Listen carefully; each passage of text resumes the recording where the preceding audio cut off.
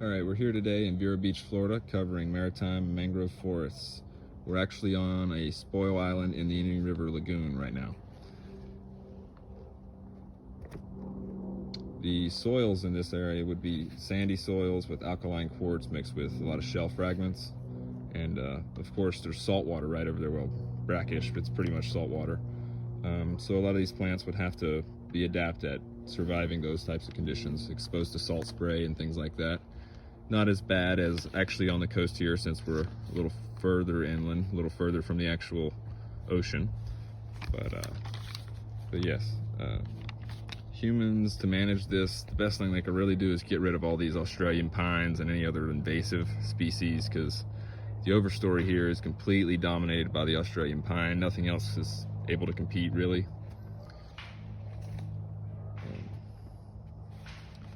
But being close to the water and everything, we're actually in a pretty low-lying area, so potentially in the case of hurricanes and things like that, we could have standing salt water, which could also affect some of these plants. It could potentially kill them or harm them if they aren't adept at handling that.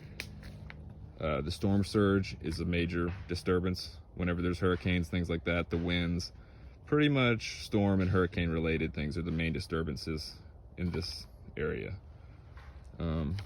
As we can see here, we've got some black mangroves close to the water and one right here, and there's a red mangrove just a little further from the edge, predictably.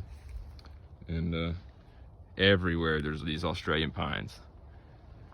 The overstory is completely just saturated with them.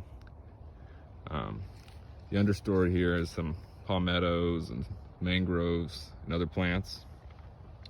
Common species for this community would be live oaks, cabbage palms, red bays, eastern red cedars, American holly, yaupon holly, wax myrtles, salt palmettos, pignut hickory, southern magnolia. Sometimes we get sea grapes and things like that around here. I'm not seeing any right this moment. Spanish moss sometimes as well. Once again, I'm just not seeing any today. Humans really don't burn this forest community very often. I mean, we wouldn't do controlled burns and things here in a natural state. It would seldom burn just because of proximity to water and things like that.